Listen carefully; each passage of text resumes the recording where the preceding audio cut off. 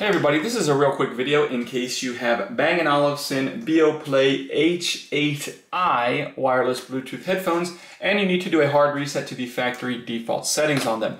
Now you're going to want to do this reset for one of two reasons. The first one is troubleshooting. If these headphones are not connecting to your phone or audio system or other device, or if they keep disconnecting, or if they're not pairing to Bluetooth, a factory reset can fix a lot of these issues.